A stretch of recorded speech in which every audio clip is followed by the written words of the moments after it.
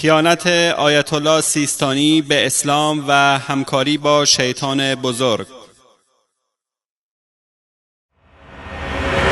وزیر دفاع اسبق آمریکا دونالد رامسفلد خاطرات خود را تحت عنوان معروف و غیر معروف به نشر رساند. رامسفلد در کتاب خاطرات خیش خبر تعجب‌آوری را برای عراقی‌ها خصوصاً شیعیان عراق به نشر رسانده است و علت تحریم جهاد علیه اشغالگران را توسط مرجع تقلید شیعیان عراق توضیح داده است. وی میگوید برای سیستانی 2 میلیون دلار پرداختیم تا عراق را به ما تسلیم کند و جنگ علیه ما را تحریم نماید. رامسفلد در خاطرات خود چنین میگوید: سیستانی در مقابل 2 میلیون دلار عراق را فروخت. در جزئیات خبر چنین آمده است: مرجع تقلید شیعیان عراق 2 میلیون دلار را تسلیم شد تا با آمریکایی ها در جنگ عراق کمک کند و فتوایی مبنی بر تحریم جنگ علیه آمریکایی ها را در عراق صادر نماید.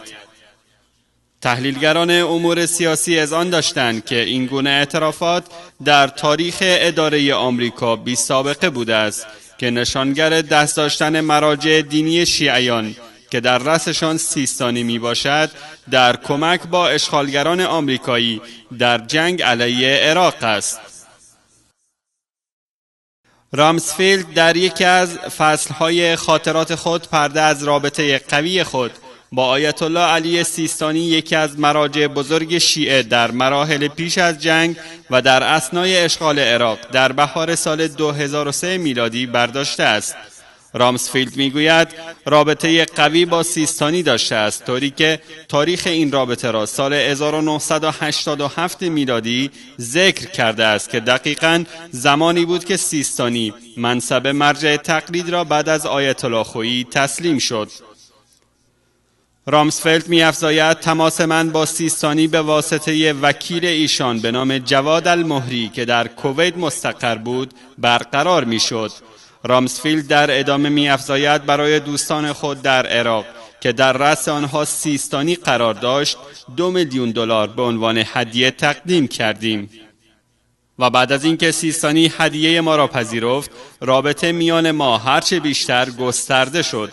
علاوه بر این، هنگامی که بوش از پذیرفتن هدیه توسط سیستانی خبردار شد، برای تداوم روابط با آقای سیستانی دفتری را به نام دفتر رابطه با سیستانی در سازمان اطلاعات آمریکا CIA تأسیس کرد و ریاست این دفتر را یک تن از ژنرال‌های بازنشسته نیروی دریایی آمریکا به نام ژنرال سایموند بلندی به عهده گرفت و این دفتر با جدیت تمام کار کرد و از نتایج به دست آمده فعالیت‌های این دفتر اصدار فتوا از جانب آیت الله سیستانی بود که از شیعیان خاصتاً مقلدین خود درخواست نموده بود تا نیروهای آمریکایی که در آن هنگام در مرز کویت با عراق رسیده بودند را مورد حمله قرار ندهند.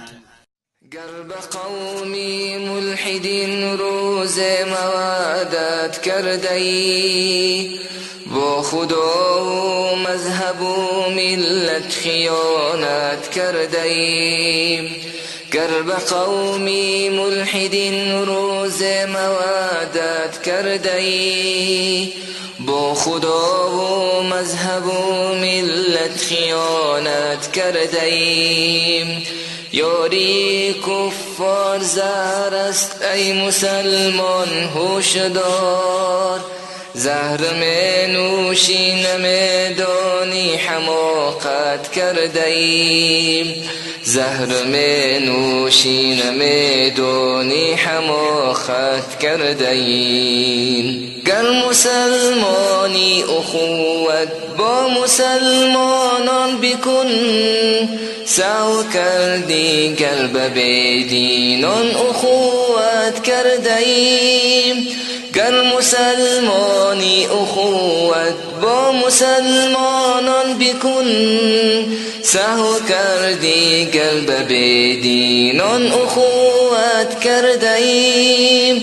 سعی کردی قلب بیدینان. بشر المنافقين بأن لهم عذابا أليما الذين يتخذون الكافرين أولياء من دون المؤمنين أيبتغون عندهم العزة فإن العزة لله جميعا. ای پیامبر، به منافقان مژده بده که عذاب دردناکی در پیش دارند. آنان که کافران را به جای مؤمنان به دوستی میگیرند، آیا عزت را نزد آنها میجویند؟ بدانند که عزت همه از آن الله است. ترى كثيرا منهم يتولون الذين كفروا لبئس ما قدمت لهم أنفسهم أن سخط الله عليهم وفي العذاب هم خالدون ولو كانوا يؤمنون بالله والنبي وما أنزل إليه ما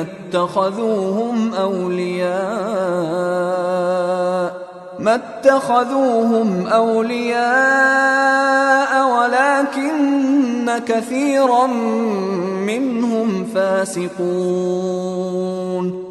بسیاری از آنان را می‌بینی که کافران را به دوستی می‌گیرند. چه بد چیزی است آنچه نفس‌هایشان از پیش برای آنان فرستاده است، بدینسان که الله بر آنان خشم گرفت و آنان برای همیشه در عذاب به سر میبرند. و اگر به الله و پیامبر و آنچه بر او نازل شده ایمان میآوردند، کافران را به دوستی نمی گرفتند، ولی بیشترشان منحرف و بدکارند. يا أيها الذين آمنوا لا تتخذوا اليهود والنصارى